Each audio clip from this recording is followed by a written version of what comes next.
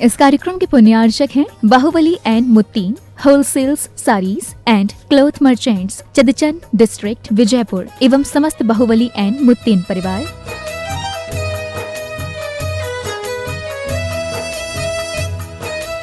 राजगुरु ज्योतिष पवन जी शास्त्री, एक ही बार में समस्याओं का समाधान, 100% गारंटी से काम। फैमिली प्रॉब्लम, बिजनेस में नुकसान, शादी सगाई में रुकावट, फंसे हुए पैसे, डिवोर्स समस्या एवं अन्य समस्याओं के लिए संपर्क करें 8209931336 9737202129। ब्रांच अहमदाबाद एवं हैदराबाद। Website www.rajguruastrologer.com।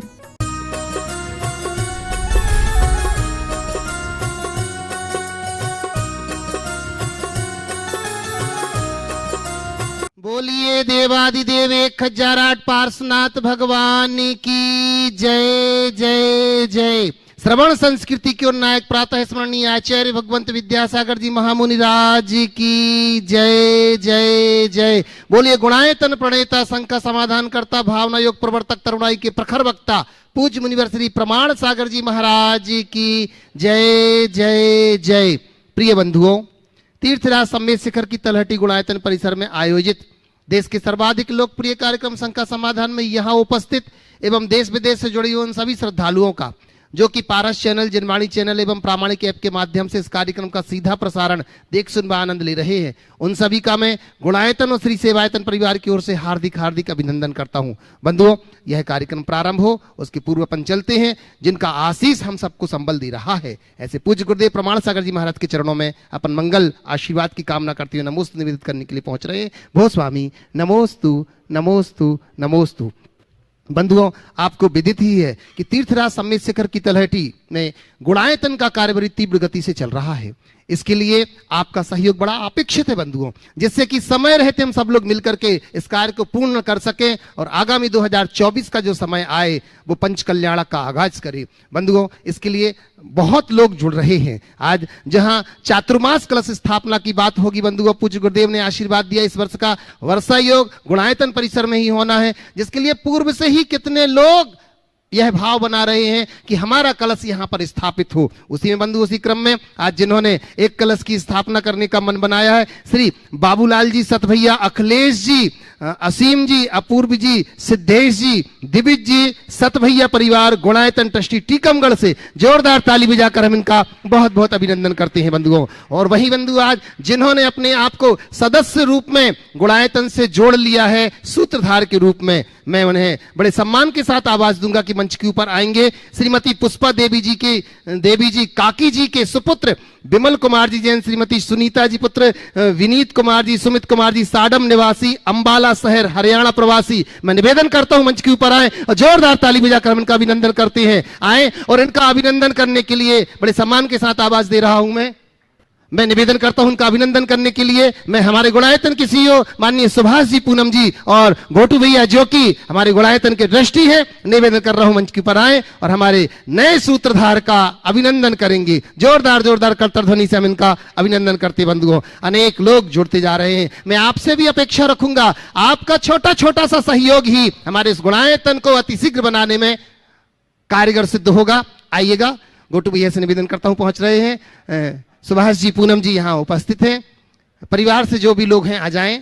अच्छा, लीजिए पुनः करतर ध्वनि से अभिनंदन अभिनंदन अभिनंदन। चलते हैं बंधुओं पूज्य गुरुदेव के चरणों में, जिन्होंने शंकाओं की नदी में बह रहे असंख्य भव्य जीवों को समाधान की नौका दी है। ऐसे पूज्य गुरुदेव प्रमाण सागर जी महाराज के चरणों में अपन चलते हैं। प्रथम प्रश्न के रूप में मैं आवाज दे रहा हूं हमारे बीच में श्रीमान श्री मीनल जी सुशील जी शाह मुंबई से यहाँ पर उपस्थित है। वो अपना प्रश्न लेकर के आ रहे हैं और इसी के बाद तैयार रहेंगे मनीष दीपाली जी दिल्ली से। नमोस्तु नमोस्तु नमोस्तु महाराज, नमोस्तु नमोस्तु नमोस्तु महाराज जी। वंदावी महाराज जी, मेरा प्रश्न है, जो जीव विदेह क्षेत्र में जन्म लेता है वो वहीं से ही मोक्ष जाता है कि उन्हें कहीं और भी जन्म लेना पड़ता है? ऐसा है, ऐसा भ्रम मत रखना कि जो विदेह में रहते हैं वो सब मोक्ष जाते हैं।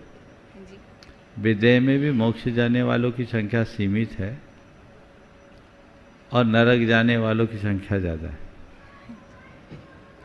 मोक्ष तो 6 महीने 8 समय में 608 ही जाते। विदेह में भी सब तरह के प्राणी होते हैं, स्वर्ग भी जाते हैं, नरक भी जाते हैं, मोक्ष भी जाते हैं। और ऐसा मत सोचना कि हम आपने कभी विदेह में जन्म नहीं लिया। यथार्थ दृष्टि से देखें तो हमारा और आपका अनंतों जन्म विदेह में हो चुका है, अनंतों। समझ गए? इसलिए विदेह क्षेत्र से आकर्षित मत हो, विदेह बनने का भाव जगाओ। समझ गए? हाँ जी। हमें विदेह होना है, क्योंकि वही मेरा स्वभाव है। मैं देह नहीं चेतन हूँ। ये भावना प्रगाढ़ कीजिए, भेद विज्ञान को पुष्ट कीजिए, जिससे अपना भाव सुधर सके। नमस्ते महाराज जी। हाँ, नमस्ते। मनीष जी, दीपाली जी दिल्ली से, और इसी के बाद तैयार रहेंगे प्रसंग जैन सीहोर से पिता विशाल जी सीहोर के साथ। नमोस्तु महाराज जी। नमोस्तु नमोस्तु नमोस्तु। हमारी शंका ये है कि जैसे घर के हम मंदिर होता है हमारे घर में, जिसमें हम रोज़ पूजा करते हैं, उसमें हम एक से अधिक भगवान की जैसे फोटो होती है वो लगा सकते हैं? अगर लगा सकते हैं तो छत्र भी लगा सकते हैं क्या हम अपने मंदिर में? तो ये हमारी शंका है। हाँ महाराज जी, हमारी शंका ये है कि हम घर में जो नित्य पूजा करते हैं मंदिर में, उसमें हम एक से अधिक भगवान की फ़ोटो लगा सकते हैं? अगर लगा सकते हैं तो उस पर छत्र भी लगा सकते हैं क्या? देखिए, तस्वीरों में छत्र लगाने का औचित्य नहीं है। छत्र लगी हुई तस्वीर लगाना जी। तस्वीर ही ऐसी लगाओ जिसमें छत्र हो, अलग से छत्र लगाना उचित नहीं। बिंब पर छत्र लगाना चाहिए। लीजिएगा। धन्यवाद महाराज। और नमस्ते महाराज। प्रसंग जैन सीहोर से विशाल जी सीहोर से। अगला नाम। नमस्ते महाराज जी। महाराज मैं आपसे ये बात पूछना चाहता हूँ कि हमें भी आपसे जो गुरु बनने के क्या करना पड़ेगा? आप जैसा मुनि बनने के लिए क्या करना पड़ेगा? रोज एक भावना भाव कि मुझे मुनि बनना है, मुझे मुनि बनना है, मुझे मुनि बनना है। समझ गए? रोज भावना भाते रहो और अपने पापा मम्मी से कहो हमें समय समय पर मुनि महाराज के दर्शन कराते रहो। कल भाव जगेंगे, बन जाओगे। आशीर्वाद। चलिए। हाँ, विशाल जी और अनिमेश जी गोमिया तैयार रहेंगे। नमस्ते मुनिवर। बोलो। अनिमेश जैन गोमिया से तैयार रहेंगे। महाराज जी, प्रश्न ये था कि ग्रस्त जीवन में रह के शीघ्र अतिशीघ्र पुण्य का अर्जन कैसे किया जा सकता है, अधिक से अधिक? दान, पूजा, शील, उपवास 4 ऐसे कर्तव्य है जिनका पालन करो, सातिशय पुण्य का बंध होगा। शक्ति के अनुसार दान करो, भगवान की पूजा करो, व्रत नियम का पालन करो और शक्ति के अनुसार उपवास करो। नमस्ते महाराज जी। अनिमेश जैन गोमिया से, और इसी के बाद निवेदन करूंगा विमल कुमार जी जैन सीहोर से। महाराज श्री के चरणों में त्रिबार नमोस्तु नमोस्तु नमोस्तु। छुल्लक जी के चरणों में इच्छामि इच्छामि इच्छामि। महाराज श्री, मेरा प्रश्न ये है कि कई बार जीवन में ऐसे सिचुएशन आ जाते हैं कि हम उसे फेस भी नहीं कर पाते और हम उसे टाल भी नहीं पाते। तो महाराज श्री, हम ऐसा क्या करें कि उस सिचुएशन जो हम फेस नहीं कर पा रहे उसे फेस करने में कैपेबल बने? जिन्हें हम टाल नहीं सकते और फेस नहीं कर पाते, उनको एक्सेप्ट करना शुरू कर लें। अगर हमने उसको एक्सेप्ट कर लिया तो अपने आप वो हम उसको फेस भी करने लगेंगे और टालने की कोई बात ही नहीं है। हमेशा एक नीति रखो, जब ऐसी सिचुएशन हो जिसका कोई उपाय नहीं, तो सरेंडर होना ही हमारी समझदारी है। उसको स्वीकार लो, तो फिर हमारे सामने समस्याएं नहीं हो। समझिए? विमल कुमार जी जैन इच्छामि सीहोर से, और इसी के बाद निवेदन करूंगा मैं माननीय सुबोध जी शशि जी सेठी हजारीबाग से। नमोस्तु नमोस्तु नमोस्तु त्रैवार नमोस्तु गुरुवर के मिलने में परम पूज्य छुल्लक जी महाराज के चरणों में इच्छामि इच्छामि इच्छामि। सीहोर से महाराज जी, मेरा नाम प्रश्न ये है कि मन के इलाज के लिए मनोवैज्ञानिक डॉक्टर या किसी और औषधि की आवश्यकता होती है? मन के इलाज के लिए मनोवैज्ञानिक डॉक्टर या किसी और की आवश्यकता होती है? देखो, डॉक्टर और इलाज, मन का कितना इलाज करेंगे मुझे नहीं पता, पर यदि आपने अपने मन को सद्गुरु के चरणों में अर्पित कर दिया तो मन को स्वस्थ होने से कोई नहीं रोक सकता। समझ गए? तो अपना मन गुरु के चरणों में, अपना मन प्रभु के चरणों में अर्पित कर दो, जीवन निरंतर आगे बढ़ेगा और ऊंचा उठेगा। सुबोध जी, शशि जी सेठी हजारीबाग से, और इसी के बाद मैं निवेदन करूंगा पंकज भैया, घोटू भैया साडम से। परम पूज्य मुनि 108 परमान सागरी चरणों में हजारीबाग समस्त समाज का भाव वंदना, और विराजमान सभी क्षुल्लक जी के चरणों में हमारा इच्छामी इच्छामी इच्छामी। महाराज जी, एक कहावत हमने सुनी है, सांपों के शहर में हाहाकार मच गया। सांपों के शहर में हाहाकार मच गया। सांपों की जब सभा बैठी तो एक सांप ने पूछा कि हे सांप देवता, आज मनुष्यों के जीवन में इतना जहर क्यों भर गया है? कल हमने पेपर में पढ़ा, एक मनुष्य के काटने से एक सांप मर गया। तो महाराज जी, ये मेरा कहने का अर्थ है कि आज हमारे शरीर में कौन सी ऐसी वारंगनाएं आ गई है कि जुबान पर केवल जहरी जहर होता है। ये काला दोष है या हमारे संस्कार में कोई कमी है? कृपया हमारी शंका का समाधान। आदमी में इस कदर विष भर गया है, वंश सारा विषधरों का डर गया है। आदमी में इस कदर विष भर गया है, वंश सारा विषधरों का डर गया है। कल सुनेंगे आदमी के काटने से रास्ते का सांप कोई मर गया है। जो बातें आपने कही बहुत गंभीर है। मैं तो ये मानता हूँ कि सांप के काटे का फिर भी इलाज है, पर आदमी के काटने का इलाज बड़ा कठिन होता है। अंतर इतना ही है कि सांप काट कर पलटता है और आदमी पलट कर काटता है। ये जहर बहुत भयानक है। ये जहर है क्या? द्वेष का, दर्प का, दंभ का, छल का, प्रपंच का। ये जो जहर हमारे हृदय में भरा है, ये बहुत भयानक है। जिसके हृदय में तत्व ज्ञान की नाग दमनी है, वही अपने आप को इस जहर से बचा सकता है और जीवन आगे बढ़ा सकता है। तो हम पहली कोशिश करें कि हमारे जीवन में जहर न चढ़े, और कोई ऐसे जहर से भरे व्यक्ति से पाला पड़ जाए तो उसके प्रति तत्व ज्ञान भरी दृष्टि रखो, सकारात्मकता अपना करके चलो, ताकि उसका जहर हम पर असर न कर सके। नमस्ते। घोटू भैया साडम से गुणायतन ट्रस्टी, और इसी के बाद निवेदन करूंगा अर्चना असित जी बेनाडा कोलकाता से। नमोस्तु महाराज श्री क्षुल्लक जी को इच्छामी इच्छामी इच्छामी।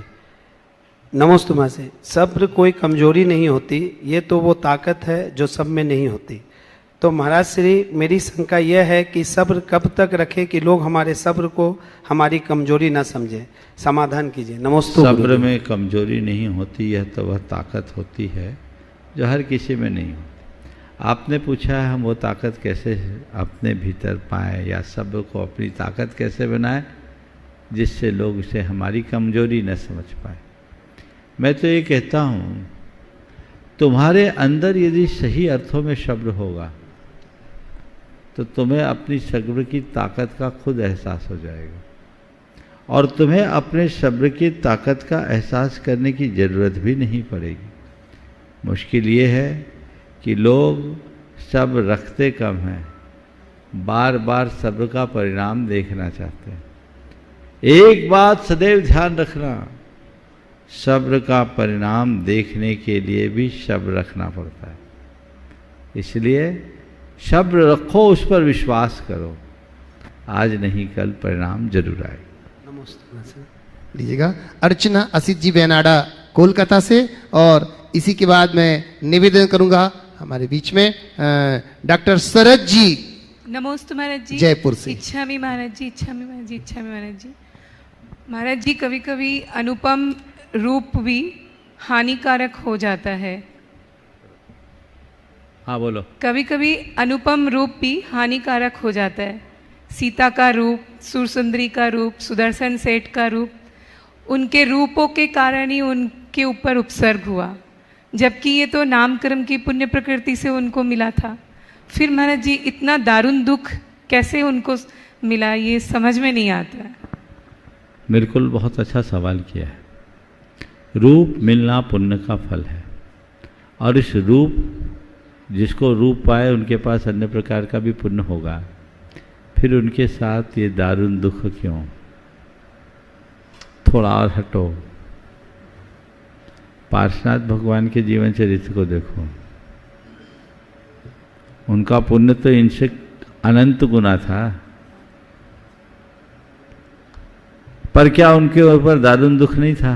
लेकिन महाराज जी इनके तो सील के ऊपर पड़ा ना। अरे बात तो सुनो, उपसर्ग कितना भयानक हुआ। इसका मतलब क्या है? कभी कभी सूर्य पर भी ग्रहण लग जाता है। बात समझ में आ रही? कभी कभी सूर्य पर भी ग्रहण लग जाता है। प्रबल पुण्य का योग रहने वाले के पीछे भी पाप लग जाता है। समझ गए? पर इनके पाप का उदय था जो इनके ऊपर उपसर्ग आया, लेकिन इतना प्रबल पुण्य था कि इनका सील अखंडित बना रहा। यही पुण्य की महिमा है। पार्श्वनाथ भगवान का पापोदय था कि उन पर दारुण उपसर्ग हुआ, पर उनका ऐसा पुण्य था कि वे उपसर्ग को सह सके, अविचलित रहे और केवल ज्ञान पाकर अपनी आत्मा का उत्कर्ष कर लिए। इसलिए पुण्य के साथ कई बार पाप आता है।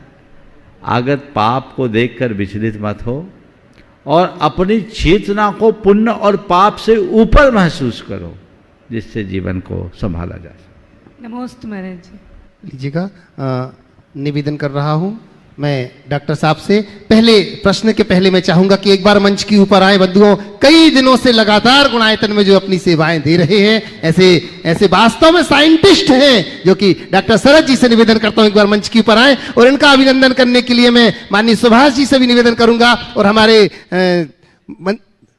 असित जी बैनाडा जी से निवेदन करूंगा, कृपया आए इनका अभिनंदन करने के लिए। जोरदार तालियों के साथ बंधुओं, गुणायतन की अनेक कार्य विधि में जिन्होंने अपना सहयोग दिया है। देखो शरद जी एग्रीकल्चर डिपार्टमेंट में, राजस्थान सरकार में हार्टिकल्चर और एग्रीकल्चर दोनों में डायरेक्टर रहे हैं और 2020 में इन्होंने रिटायरमेंट लिया है। तब से यहाँ भी बहुत अच्छी सेवा का भाव लेकर आए हैं और आप इनको देखोगे तो ऐसा लगता है जैसे डॉक्टर नहीं, वैज्ञानिक नहीं, किसान हैं। और मैंने इनका रोज वो रूप देखा है लगभग एक सप्ताह तक। 15 दिन हो गया यहाँ आए, 15 दिन से यहाँ है। हाँ, बहुत सारे चीज़ों की शुरुआत इन्होंने की है, इनकी एक कल्पना है, जरूर वो साकार होगी, मुझे इसकी उम्मीद है। एक बार करतल ध्वनि से इनका सम्मान करें। लीजिएगा साहब, डॉक्टर साहब अपना प्रश्न रख रहे हैं और उसी के बाद प्रश्न की श्रृंखला में ही मैं निवेदन करूंगा हमारे गुणायतन के सीईओ माननीय सुभाष जी पूनम जी से।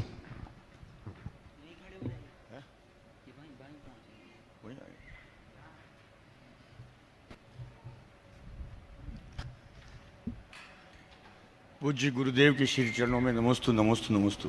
गुरुदेव, ये सही है कि 10-15 दिन से आपकी सेवा में मुझे कार्य करने का मौका मिला और अपनी तकनीक जो विकसित की है उसको यहाँ प्रदर्शित करने का मौका मिला। निश्चित रूप से मैं संकल्पित हूँ कि प्रति माह आपके श्री चरणों में 3 दिन के लिए अवश्य यहाँ आया करूँगा और आपके इस काल्पनिक जो हमारे आदिनाथ भगवान के जो रियल कृषि है, वास्तविक कृषि है, उसको यहाँ प्रदर्शित करने का पुरजोर प्रयास मैं करूँगा। सफलता आपके चरणों में बैठा हूँ तो असफल तो हो नहीं सकता और इससे बढ़िया मुझे तीर्थ स्थल मिल नहीं सकता। मैं जब भी यहाँ काम कर रहा था एक भाव मेरे मन में बराबर आ रहा था, 2400 तीर्थंकर के पांव इस धरती पे पड़े हैं। हमारे सारे शुद्ध केवलियों के, सारे संतों के, चाहे दिगंबर हो चाहे श्वेतांबर हो, सबके श्री चरण इस धरती पे पड़े हैं और इस धरती पे मुझे फूल उगाने का मौका यदि हरियत भगवान ने दिया है और आपके श्री चरणों के माध्यम से दिया है, असफलता की तो उम्मीद ही नहीं। पहली बात तो ये सवाल। दूसरा सवाल ये है कि मैं जयपुर राजस्थान से आता हूँ। जयपुर राजस्थान के श्रावकों की ओर से नमोस्तु नमोस्तु नमोस्तु ये मेरा कर्तव्य है। जयपुर एक समय श्रमण संस्कृति का एक बड़ा अच्छा केंद्र था। पंडित सदाशिव जी कांसलीवाल, जिन्होंने राजा से धन नहीं, श्रमण के लिए, अपने स्वाध्याय के लिए समय मांगा। पंडित टोडरमल जी, जिन्होंने 3.5 पेज मोक्ष मार्ग प्रकाशक में वो लिखे जो रियल सत्य थे, उनका परिणाम उसे मालूम था। 3 फिर पंडित हमारे यहाँ स्मारक भवन के अभी नहीं रहे हमारे बीच में। ऐसे में जयपुर पुनः श्रमण संस्कृति का केंद्र अच्छा कैसे बन सकता है गुरुदेव, इसका आशीर्वाद हमें चाहिए। बिल्कुल ठीक है, जयपुर श्रवण संस्कृति का केंद्र तो बन चुका है, समझ गए, और वो अपना काम व्यवस्थित तरीके से कर रहा है। हम तो यही कहेंगे कि जयपुर वासी श्रवणों के अनुरागी बने रहें, संस्कृति का उत्थान अपने आप हो। नमस्ते नमस्ते नमस्ते। निवेदन कर रहा हूं सुभाष जी पूनम जी सीईओ गुणायतन, और इसी के बाद मैं निवेदन करूंगा मंजू जी छावड़ा हजारीबाग से। परम श्रद्धेय गुरुदेव के चरणों में शाश्वत नमन। मंचासीन चुल्लक महाराजों के चरणों में सादर इच्छामी। गुरुदेव, आज मैं सभी एक सूचना के साथ यहाँ प्रस्तुत हुआ हूँ। यहाँ सभी दर्शक और जो टीवी के माध्यम से देख रहे हैं, सभी के मुँह में एक निवेदन करना चाहता हूँ। जैसा भैया जी ने बताया, सभी का सहयोग संस्था को मिल रहा है और आपके सहयोग के बल पर ही हम लोग इस काम को आगे बढ़ा पा रहे हैं। संस्था प्रगति की ओर पर है और है, जैसा आपको समय समय पर पता लगता रहता होगा, काफ़ी तेज़ी से यहाँ काम चल रहा है और पंच कल्याण की पूरी तैयारियाँ शुरू हो गई हैं।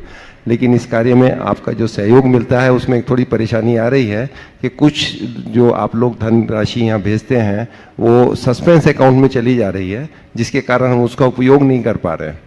तो आपसे ये निवेदन है कि जब भी कोई भी राशि आप बैंक के माध्यम में बैंक में जमा करें तो उसमें जो 3-4 जरूरी चीज़ें हैं वो ज़रूर आप भेज दें। 5 चीज़ें हैं जिसमें आप अपना नाम, अपना मोबाइल नंबर और राशि कितनी आपने भेजी है, बैंक की जो पर्ची मिलती है उसकी detail, bank detail, UTR number हो या फिर बैंक स्लिप हो अगर कैश डिपॉजिट हुआ है तो वो, और साथ में अपना किस मद में वो राशि आप भेज रहे हैं, सदस्यता के मद में भेज रहे हैं या किसी आहार दान में या किसी अन्य दान में भेज रहे हैं, वो ज़रूर लिख दें। तो ये 5 चीज़ें अगर आप हमको व्हाट्सएप के माध्यम से, मेल के माध्यम से या किसी दूसरे तरीके से यहाँ भेज देंगे तो उसकी रसीद हम तुरंत बना के आपको भेज देंगे, ताकि वो राशि हम लोग प्रयोग में भी कर पाएंगे। सस्पेंस का पैसा हमको सस्पेंस में रखना पड़ता है, जिससे बहुत परेशानी हो रही है। आशा है आप लोग का सहयोग पूर्ववत मिलता रहेगा। बहुत बहुत धन्यवाद। नमोस्तु गुरुदेव के चरणों में। लीजिएगा। ओम ओम। सुभाष जी, आहार दान के मद में कौन सी राशि यहाँ इकट्ठी होती? अलग अलग मद है गुरुदेव। आहार दान में आप राशि लेते हो क्या?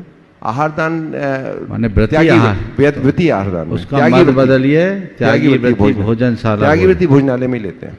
हाँ, तो उसको त्यागी व्रती भोजनशाला बोलिए। आहार दान में कोई मद नहीं, आहार दान तो सब अपना अपना देते हैं। नहीं, त्याग दान बिल्कुल सुधारिए, अच्छी करेक्शन, आगे से ध्यान रखिए जी। त्यागी व्रती भोजनशाला। मंजू जी छावड़ा हजारीबाग से, और इसी के बाद मैं निवेदन करूंगा बड़े सम्मान के साथ नीलू जी सेठी हजारीबाग से। गुरुवर के चरणों में सतसत बार नमन करते हुए सभी छुल्लक जी महाराज को इच्छामी करते हुए मैं गुरुवर से यही अपनी शंका का समाधान चाहती हूँ कि गुरुवर, हम स्तोत्र सूत्र वगैरह जो भी पढ़ते हैं उसमें बहुत सी गलतियाँ होती है और हमारे में इतनी क्षमता नहीं कि हम उसे सुधार सकें। और कहते हैं कि एक छोटी सी बिंदी और हलंत भी अगर गलत पढ़ा जाए तो उसका अर्थ का अनर्थ होता है। तो ये दोष किसे लगता, पढ़ने वाले को, लिखने वाले को, या छपवाने वाले को, या जिन्होंने शोधन नहीं किया हो और छपा दिया हो? तो इसका कैसे क्या करे गुरुवर? देखिए, जितने भी इस तरह के स्तोत्र पाठ आदि है उन्हें प्रकाशित करते समय पूरा ध्यान रखना चाहिए, उसकी प्रूफ रीडिंग ठीक होनी चाहिए। यदि कदाचित अशुद्धियाँ हो गई तो पीछे शुद्धि पत्र लगा करके उसको ठीक करना चाहिए। अगर इन सब चीज़ों का ध्यान रखे बिना इनका प्रकाशन होता है तो ये एक प्रकार की असाधना है जिससे हमें पूरी तरह बचना चाहिए। दूसरी बात, हमें स्वयं जहाँ तक बने शुद्ध पढ़ना चाहिए। यदि शुद्ध पढ़ते नहीं बनता तो किसी से सीखने का प्रयास करना नहीं, चाहिए। वो छपा हुआ ही अगर गलत है तो पूरी बात तो सुनो, वो तो मैंने बोल दिया। अच्छा छपना चाहिए, शुद्ध पढ़ना चाहिए, और शुद्ध पढ़ते नहीं बने तो किसी से सीखना चाहिए। और यदि हमें ये जांचने की क्षमता नहीं है कि ये शुद्ध छपा है या अशुद्ध, तो जो मिले वो पढ़ लेना चाहिए और भगवान से बाद में प्रार्थना करना चाहिए। अक्षर पद मात्रा से दूषित जो कुछ कहा गया मुझसे क्षमा करो प्रभु सो सब करुणा कर छुड़ाओ पुण्य भाव दुख से। चलिए नमोस्तु गुरुवर, नमोस्तु नमोस्तु। निवेदन कर रहा हूँ भाभी जी, नीलू जी सेठी हजारीबाग से, और इसी के बाद पुनः निवेदन करूंगा रीता जी जैन रांची से। नमोस्तु महाराज जी, नमोस्तु महाराज जी। इच्छा में शुल्लक जी को, मेरे सभी शुल्लक जी को इच्छा में। महाराज श्री समय और कर्म में कौन बड़ा बलवान है? कर्म और समय में कौन बड़ा बलवान है? समय और कर्म में कौन बलवान है? कर्म अपना फल समय के अनुसार देता है, समझ गए? इसलिए हमें समय के अनुसार अपना कर्म करते रहना चाहिए। नमोस्तु। लीजिए रीता जी रांची से, और इसी के बाद मैं निवेदन करूंगा अमिता जी मोहित जी मंगलम कन्नौज से। नमोस्तु महाराज श्री। सभी महाराज जी शुल्लक जी महाराज जी के चरणों में इच्छा में। महाराज श्री बहुत यहाँ पारसनाथ आकर के आपके दर्शन करके दोपहर की स्वाध्याय क्लास करके कई बार मन में आता है, धर्म में महाराज जी इंटरेस्ट है, बहुत है, लेकिन बीच में नाव घूम रही है घर की, इधर में एक साथ से छोड़ा नहीं जा रहा है। स्टेप बाय स्टेप आगे बढ़ें या सारा छोड़ दें, वो होता नहीं है। सारा बढ़ने का मन करता है, डोंगरगढ़ भी जा रहे हैं, समझ में नहीं आता कैसे अपना किस तरीके से काम करें, लाइफ को कैसे बदलें। देखिए लाइफ को बदलने के लिए पहले अपना डायरेक्शन बदलो, सोच बदलो। अगर अपना दृष्टिकोण बिजनेस को विस्तार देने का हो, अपना दृष्टिकोण घर गृहस्थी में ही प्रमुखता देने का हो, तो कुछ नहीं कर पाओगे। और यदि हमारी प्रायोरिटी बदल जाएगी, प्राथमिकताएं बदल जाएगी, तो इसी में रास्ता निकलेगा। स्टेप बाय स्टेप है, चलो ठीक है, हम पूरी तरह से नहीं कर सकते। 4 दिन 6 दिन 8 दिन रहना शुरू करें, अभ्यास करें, और गृहस्थ धर्म का, श्रावक धर्म का अच्छे से पालन करने का अभ्यास करें, धीरे धीरे रास्ता खुल जाएगा। नमोस्तु महाराज। लीजिएगा अमिता जी मोहित जी मंगलम गुणायतन ट्रस्टी, और इसी के बाद मैं निवेदन करूंगा बंधु हमारे बीच में सीए बाबूलाल जी जैन कोलकाता से हमारे बीच में है, उनका अभिनंदन और प्रश्न। नमोस्तु नमोस्तु। इच्छामि इच्छामि इच्छामि महाराज। महाराज श्री, इंसान जिंदगी में लोगों पे भरोसा करते हैं, फिर भी धोखा खाते हैं, लेकिन वो फिर भी भरोसा करते हैं और फिर धोखा खाते हैं। ऐसा क्यों है कि इंसान कभी भरोसा करना नहीं छोड़ता है? आपके पूछने का आशय मुझे ये दिख रहा है कि इंसान भरोसा करते हैं और धोखा खाते हैं, और बार बार फिर भरोसा करते हैं, धोखा खाते हैं। ऐसा क्यों? ऐसा इसलिए कि अपनी गलतियों से सीख नहीं लेता। अगर मनुष्य अपने पुराने अनुभवों से सीख लेना शुरू कर दे तो ये गड़बड़ नहीं हो सकता। लेकिन इन सब के लिए एक पंक्ति मैं कहना चाहूँगा, जान बूझ कर अंध बने हैं, आँखन बांधी पाटी, जिया जग धोखे की टाटी। आँख में पट्टी बांध लोगे तो यही होगा, पट्टी उतारोगे तभी रास्ता खुलेगा। ओम। लीजिएगा मैं निवेदन कर रहा हूँ बंधु हमारे बीच में हमारे मंगलम। अच्छा मंगलम पूछिए। नमोस्तु महाराज जी, मेरा यह प्रश्न है कि लोग भोजन और प्रसाद में ये क्या अंतर है? जब भोजन लोग लेते हैं तो प्लेट भर भर के ले लेते हैं, और प्रसाद जब थोड़ा ही मिलता है, अगर ज़मीन पे भी गिर जाए तो वो उठा के खा लेते हैं, और जब भोजन थोड़ा सा भी बचा हो वो फेंक देते हैं। ऐसा क्यों? भोजन और प्रसाद में क्या अंतर पहले समझो। जो हम खुद भोगते हैं वो भोजन है, और जब हम उसे अपने इष्ट आराध्य के लिए समर्पित कर देते तो प्रसाद बनता है। समझ गए? अगर इसे दूसरे संदर्भ में लो, अगर जीवन को केवल निजी तौर पर जियोगे तो वो भोग है, और अपने जीवन को प्रभु चरणों में अर्पित कर दोगे तो वो प्रसाद है, जीवन आगे बढ़ जाएगा। प्रसाद जो जीवन को प्रसन्नता दे दे। बाजार से जो फल लाते हो फल है, और वही अगर प्रभु चरणों में लगा दिया गया तो वो प्रसाद है। तो जो अपने इष्ट को अर्पित कर दिया वो प्रसाद माना जाता है।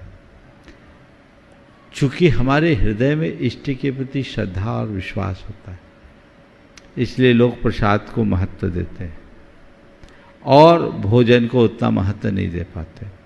यद्यपि जैन परंपरा में प्रसाद की कोई परंपरा नहीं है, क्योंकि हम भगवान के चरणों में त्यागते हैं, लेते नहीं।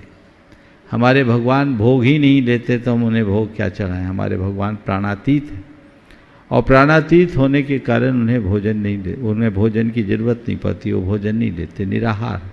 इसलिए हम भगवान के लिए भोग नहीं लगाते, पर अपने भोगों का त्याग कर भगवान के चरणों में आते हैं। पर मैं इसे, चूँकि एक परंपरा है जो प्रसाद को मानती है, तो उसे एक आध्यात्मिक दृष्टि से कहूँगा, जो परमात्मा के लिए अर्पित हो गया वो प्रसाद है, और जो खुद के लिए रख लिया वो भोग विनष्ट होता है, प्रसाद स्थायी होता है। जीवन को आगे बढ़ाना चाहते हो तो परमात्मा के प्रति अपने आप को समर्पित करो। बंधुओं, बड़े सम्मान के साथ आवाज दे रहा हूं हमारे बीच में सेवायतन के ऑडिटर माननीय सीए बाबूलाल जी कोलकाता से हमारे बीच में पूरे परिवार के साथ एक बार मैं चाहूंगा कि मंच के ऊपर आएं और इनका अभिनंदन करने के लिए हमारे गुणायतन मंत्री माननीय चंद्रकला जी पाटनी जी से निवेदन करता हूं। यहाँ हमारे बीच में बंधुओं जो कि सुप्रीम कोर्ट के एडवोकेट हैं विजय जी साधना जी यहाँ पर उपस्थित, मैं निवेदन करता हूँ इनके अभिनंदन के लिए वो यहाँ पर पहुंचेंगे। जोरदार करतल ध्वनि से हम इनका अभिनंदन करते हैं। ये अपना प्रश्न भी रखेंगे और फिर इसके बाद हम निवेदन करेंगे। हमारे अंजू दीदी गुड़गांव से अपना प्रश्न रखेंगी और फिर चंद्रकला जी से निवेदन करेंगे। चंद्रकला जी पाटनी गुणायतन मंत्री इधर आ जाए, पहले जोरदार तालियों के साथ अभिनंदन करती हैं। आइए बंधुओं, कई वर्षों से जो लगातार गुणायतन के लिए अपनी सेवाएं दे रहे हैं हमारे बीच में हैं। जोरदार करतल ध्वनि से उनका अभिनंदन करते हैं। आइएगा। सवाल है, दो माइक दो। लीजिए। मैं निवेदन करता हूं माननीय बाबूलाल जी अपना प्रश्न रख रहे हैं। आइए। हाँ, पूरा परिवार एक साथ। नमोस्तु गुरुवर, नमोस्तु गुरुवर, नमोस्तु गुरुवर। हम अज्ञानी सुबह ऐसे हैं कि सोने की तलवार और पानी की गिलास का तो सबको ज्ञान हो जाता है।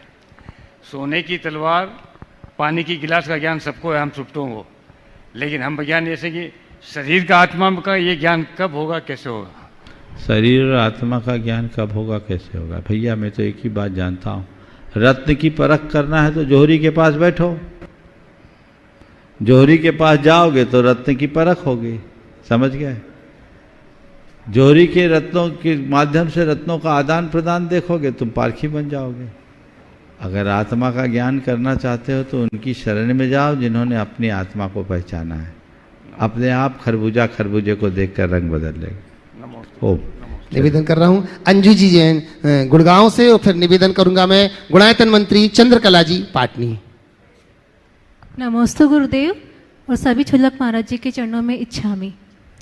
गुरुदेव, आजकल ऑनलाइन शॉपिंग का ज़माना है और आज तो खाद्य सामग्री जैसे सब्जी, दूध और फल आदि भी ऑनलाइन मंगाए जाते हैं। गुरुदेव, जब ऑनलाइन शॉपिंग की जाती है तो वहाँ वेज और नॉन वेज का कोई भेद नहीं रहता और वो सभी सेम बास्केट में आती है, तो वो क्या शाकाहारी लोगों के लिए कंज्यूम करने की योग्य है? और गुरुदेव, स्पेशली यदि व्रती हों तो क्या उस खाद्य सामग्री को यूज़ कर सकते हैं? देखिए, मैंने अनेक बार अपना मंतव्य प्रकट किया है। ऑनलाइन जो व्यवसाय है ये हमारे देश के भावी स्वास्थ्य की दृष्टि से बहुत खतरनाक है। जिस तरह से ऑनलाइन व्यापार बढ़ रहा है, आने वाले दिनों में बहुतों को बेरोजगार कर देगा, क्योंकि ये सारा व्यापार चंद लोगों के हाथ में सिमट जाएगा। लोग अपने वैयक्तिक लाभ को देखते हुए, चूँकि सस्ता मिल जाता है, सुलभ हो जाता है, लोग शॉर्टकट अपनाते हैं, पर प्रकारांतर से वो सबको परेशान करने वाला है। किसी न किसी रूप में सभी को परेशान करेगा। इसके परिणाम भयानक होंगे। इसलिए मैं पुनः कहता हूँ कि आप ऑनलाइन चीज़ों को लेना कम करें, उन्हीं चीज़ों को ऑनलाइन मंगाएं जिसका और कोई रास्ता ना हो। ऑनलाइन में जो आपके नंबर्स दूसरों के पास जाते हैं, जो डिलीवरी बॉयज हैं उन तक आपके नंबर पहुंचते हैं और उससे जो बातें उभर करके आ रही है और आए दिन जो दुर्घटनाएं हमारी समाज में घट रही है, ये बहुत गंभीर और चिंतनीय है। इसलिए पहली बात तो ऑनलाइन चीज़ें मंगाएं ही नहीं। सब लोग संकल्प लो, ताकि हम अगर कोई चीज़ ले रहे हैं, हमारे रुपए 2 रुपए का अगर अधिक भी लग रहा है तो कईयों का पेट पल रहा है। अब लोग आज तो सब्जी भी ऑनलाइन मंगाने लगे। अरे कितने गरीबों का पेट पलता था, उससे उनका रोजी रोजगार होता था। अगर इस तरह की प्रवृत्ति अपना ली जाएगी तो आने वाले दिनों में उनका क्या होगा? जिस तरीके की स्थिति बन रही है और ऑनलाइन बिजनेस का ग्रोथ जैसा दिख रहा है, वो लोग बोलते हैं 2050 तक तो बाजार ही खत्म हो जाएगा। ये बहुत भयावह होगा, त्रासदायी होगा, परेशानी का कारण बनेगा। इसलिए इससे बचना चाहिए।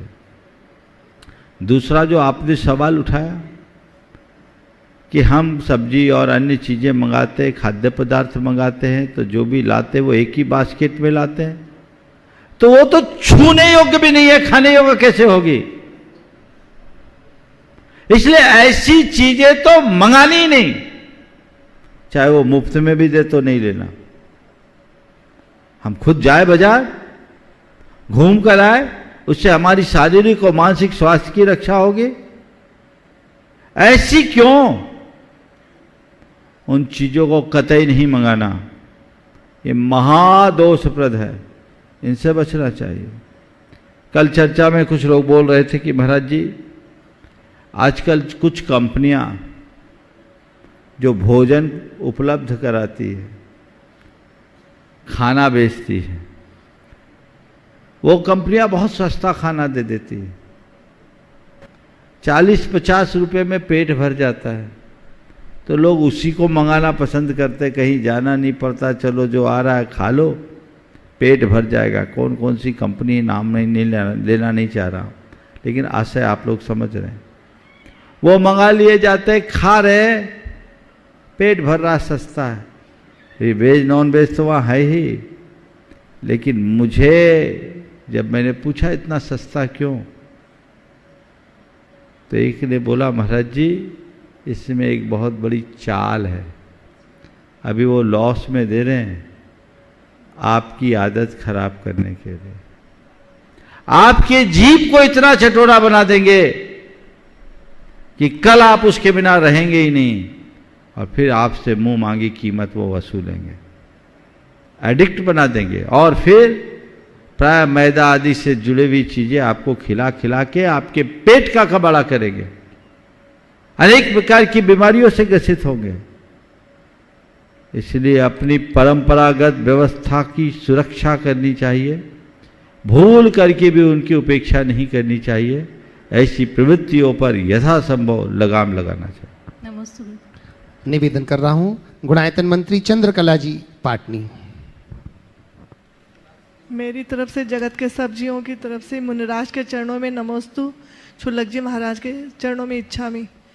महाराज से हमारे रिद्धिधारी मुनिराज ऐसे ऐसे होते हैं कि वो अगर कहे कि मर जाओ तो मर जाते हैं, और वो कहते कि जी जाओ तो जी जाते हैं। लेकिन सामने वाले का आयु कर्म का क्या होगा? अगर उनका आयु कर्म है तो वो मरेंगे नहीं, और आयु कर्म नहीं रहेगा तो वो जिएंगे नहीं, तो फिर उसमें तो जिनेंद्र भगवान भी कुछ नहीं कर सकते, तो फिर वो ऐसा कैसे कर सकते हैं? बहुत अच्छा सवाल किया। मर जाओ तो मर जाओ, जीते रहो तो जीते रहो, उसमें आयु कहाँ जाएगी? एक आदमी जहर पी ले और कहे मेरी आयु है तो मैं जीऊँगा, मेरी आयु कहाँ जाएगी? अगर कोई जीवित व्यक्ति जहर पिएगा तो असमय में मरेगा कि नहीं? जहर में व्यक्ति को मारने की ताकत है कि नहीं? है ना? और कोई जहर खा लिया है और उसे सही समय पर सही चिकित्सा दे दी जाए तो उस चिकित्सा में उसे बचाने की ताकत है कि नहीं? बोलो माइक पे। हाँ। है ना? तो जब जहर पर जहर का असर हो सकता है, औषधि का असर हो सकता है, तो महामुनि राजों की वाणी का असर क्यों नहीं हो सकता? निमित्त नैमित्तिक संबंध। यद्यपि मुनियों के पास ऐसी सामर्थ्य होती है, पर वे किसी को मारने का भाव नहीं करते।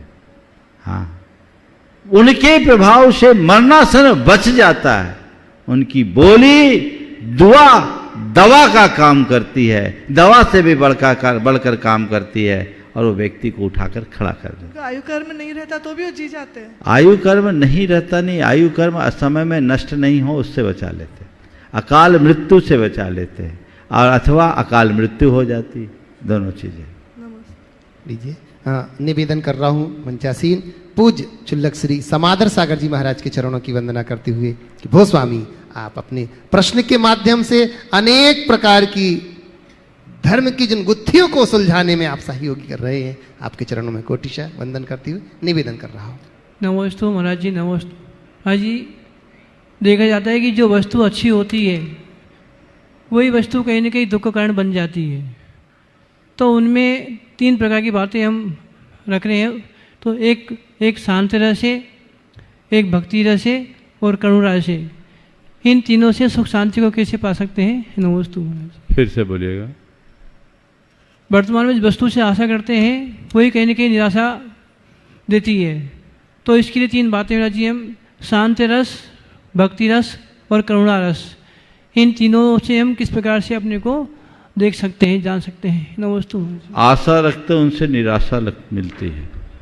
अच्छा है, ये तो होता है अक्सर, पर आपने जो सवाल किया है कि इस स्थिति में शांत रस, करुणा रस और भक्ति रस का हम कैसे प्रयोग करें, प्रश्न के साथ इसका कोई तालमेल नहीं दिखता, लेकिन मैं आपके ही प्रश्न को थोड़ा संशोधित करता हूँ और पहले प्रश्न को सुधारता हूँ, फिर शांत रस, करुणा रस, भक्ति रस, श्रृंगार रस, 9 रस होते हैं। उन रसों का जीवन में क्या स्थान? संक्षेप में, जब हम गहन आध्यात्मिक साधना में उतरना चाहें, शांत रस का प्रयोग करें। हमारे हृदय में जब आवेग उद्वेग आने लगे, भक्ति रस में डूब जाए, शांत होगा। और जब दीन दुखी को हम देखें, करुणा रस से भर जाए, हृदय प्रफुल्लित होगा, जीवन आगे बढ़े। निवेदन कर रहा हूँ पूज्य चुल्लक श्री स्वरूप सागर जी महाराज के चरणों की वंदना करते हुए अपने महाराज श्री के चरणों में बारंबार नमोस्तु। महाराज श्री आचार्य गुरुवर का एक हाइकू है कि असमर्थन विरोध सा लगता, विरोध नहीं। वर्तमान में बहुत से क्षेत्रों में हम देखते हैं कि लोग असमर्थन स्वीकार नहीं कर पाते। तो महाराज श्री, मैं दोनों पक्षों से मार्गदर्शन चाहूँगा कि असमर्थन कैसे प्रस्तुत किया जाए कि वो विरोध जैसा ना लगे, और असमर्थन को कैसे स्वीकार, सकारात्मक रूप से स्वीकार किया जाए। असमर्थन विरोध सा लगता, विरोध नहीं। बहुत गहरा संदेश है गुरुदेव का इसमें। किसी भी कार्य के लिए हम अपनी सहमति दें, ये कोई जरूरी नहीं, पर किसी से असहमति को विरोध समझना अच्छी बात नहीं। कई बार हमारे साथ ऐसी सिचुएशन होती है जिसका हम समर्थन नहीं कर पाते, लेकिन हमारा कोई विरोध भी नहीं होता। एक बच्चा बैरागी बन रहा है, वो दीक्षा लेने जा रहा है, कोई माँ बाप का उसमें समर्थन होता है क्या? प्राय नहीं होता। माँ बाप समर्थन नहीं करते। कौन माँ बाप चाहता है कि मेरा बेटा साधु बने, मुनि बने? सब ये चाहते भगत सिंह तो पैदा हो पर पड़ोसी के घर में, हमारे घर में नहीं। उनका समर्थन नहीं होता, लेकिन समर्थन के अभाव में भी वो विरोध नहीं करते।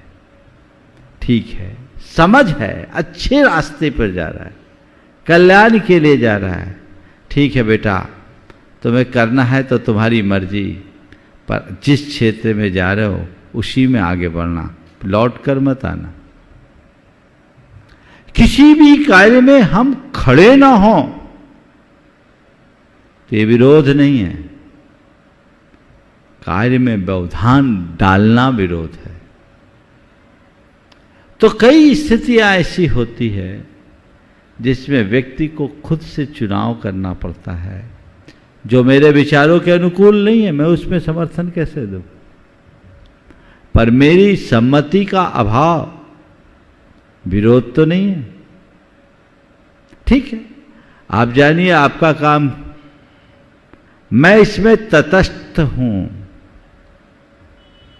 समर्थन और असहयोग ये दो अलग अलग शब्द है। जहां उसमें हमारी भागीदारी है वहां विरोध और सहयोग की बात हो सकती है, पर जहां तटस्थता है वहां ना विरोध है ना सहयोग है। तुम्हें जो करना है सो तुम करो, वो तुम्हारी भला हम क्या करें। यदि ऐसी सोच बना ली जाए तो हमारा जीवन धन्य होगा। इसलिए गुरुदेव ने कहा, असमर्थन विरोध सा लगता पर विरोध नहीं। मैं इस संदर्भ में यही कहना चाहूंगा, कहीं तुम्हारी असम्मति असहमति हो कोई दिक्कत नहीं, असहमति प्रकट कर दो, पर अपनी असहमति को किसी पर थोपो मत।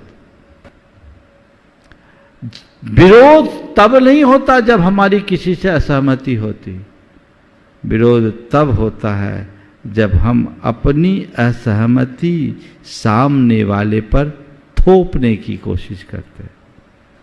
तो थोपिए मत, अपना काम कीजिए और तटस्थ बन जाइए। मैं इसमें तुम्हारे साथ नहीं हूं, बाकी तुम जानो, तुम्हारा काम जाने, ये दृष्टिकोण अपनाया जा सकता है। आदर पूर्वक पूज्य चुल्लक श्री आदर सागर जी महाराज के चरणों में निवेदन कर रहा हूं, अपना प्रश्न रख रहे हैं। नमोस्तु भगवान। अगर आपका कोई उद्देश्य नहीं है तो आप हमेशा दूसरों के उद्देश्य पूरा करने में लगे रहेंगे, तो महाराज जी समझदारी किसमें है, अपना उद्देश्य पूरा करना या दूसरों का? अगर आपका उद्देश्य नहीं है तो आप दूसरे के उद्देश्य पूरा करने में लगे रहेंगे। आपने पूछा समझदारी किसमें।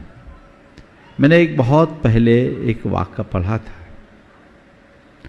उद्देश्य विहीन मनुष्य का जीवन, थोड़ा बुरा लगेगा पर बोल रहा, उद्देश्य विहीन मनुष्य का जीवन कुत्ते की भांति त्रिआयामी है। उद्देश्य विहीन मनुष्य का जीवन कुत्ते की भांति त्रिआयामी है। दिन रात खाना, इधर उधर घूमना, बचा समय अपने साथियों से झगड़ने में बिता देना, कुत्ते के जीवन में यही चीज होती। तो जिस मनुष्य का जीवन किसी अच्छे लक्ष्य और उद्देश्य से अनुबंधित नहीं हुआ, उसका जीवन व्यर्थ है।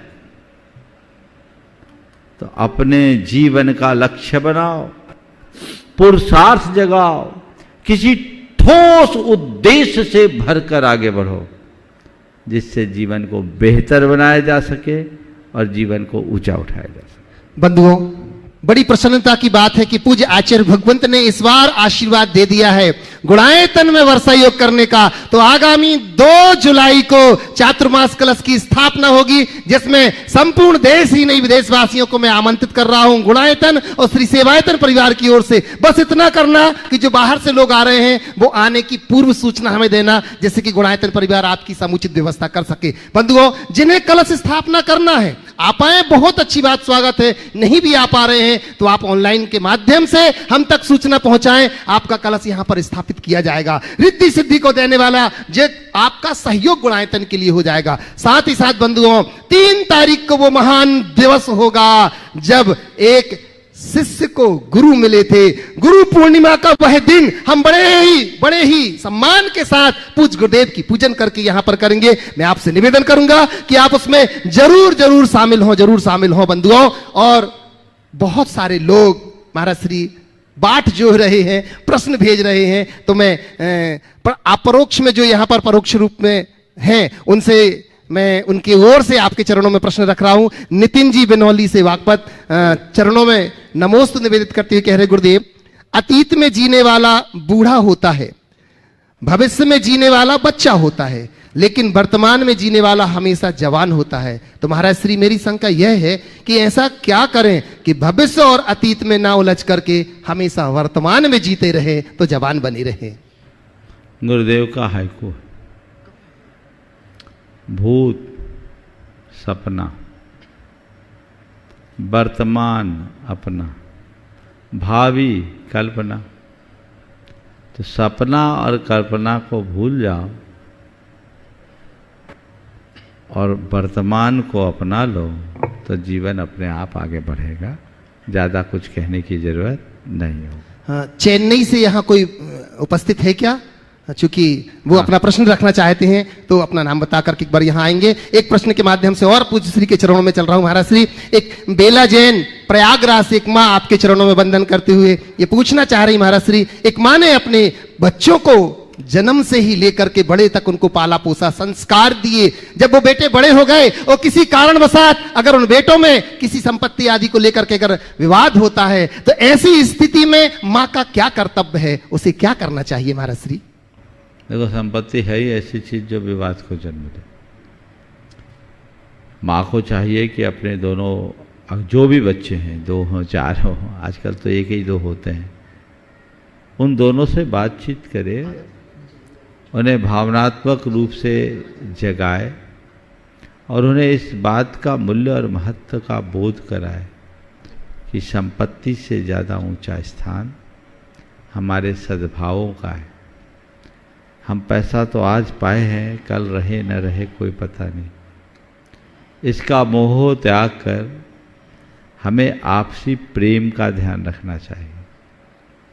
अगर पैसे के व्यामोह में लोग अपने प्रेम को खोते हैं तो वो अपने जीवन में बहुत कुछ खो देते हैं।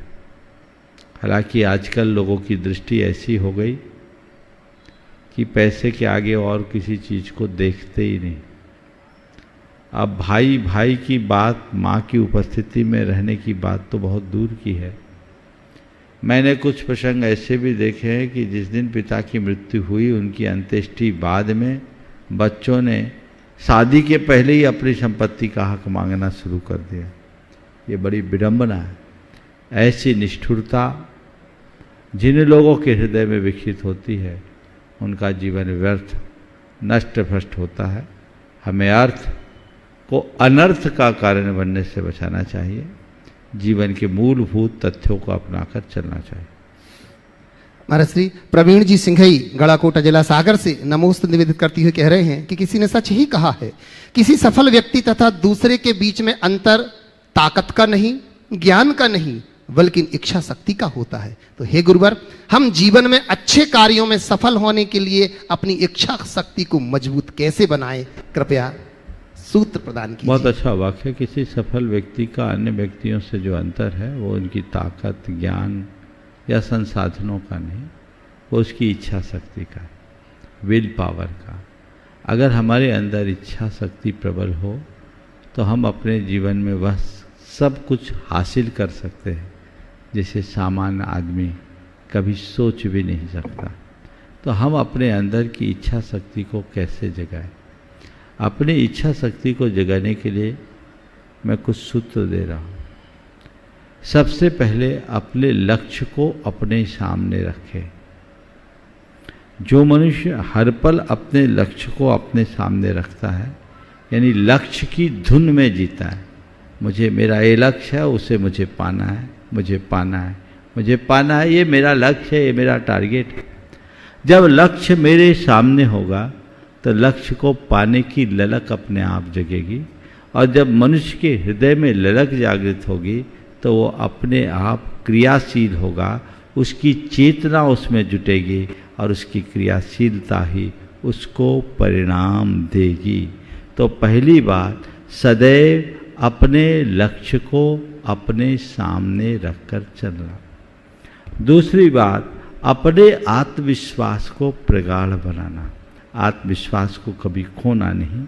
अपने मन में ये भाव जगाओ कि जो मेरा लक्ष्य है मुझे उसे पाना है, और पाने में मैं समर्थ हूँ, मैं उसे पा लूँगा, पा करके ही रहूँगा।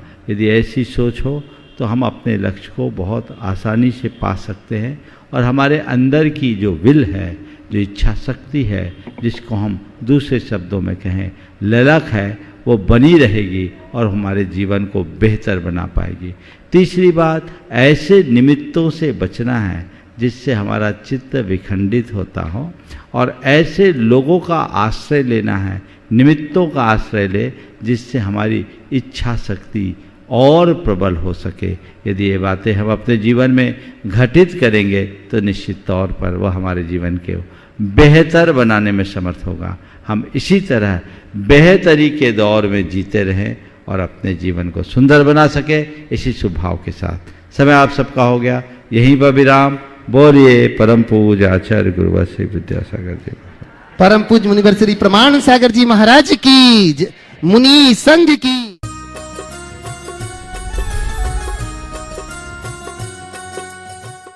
इस कार्यक्रम के पुण्यार्चक थे Bahubali and Muttin wholesales saris and cloth merchants, Chadchan district, Vijayapur एवं समस्त बाहुबली एंड मुत्तीन परिवार।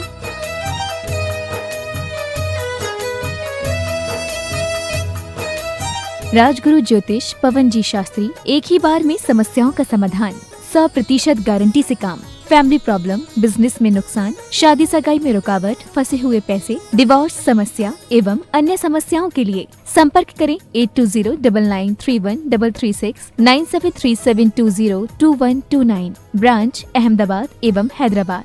Website www.rajguruastrologer.com।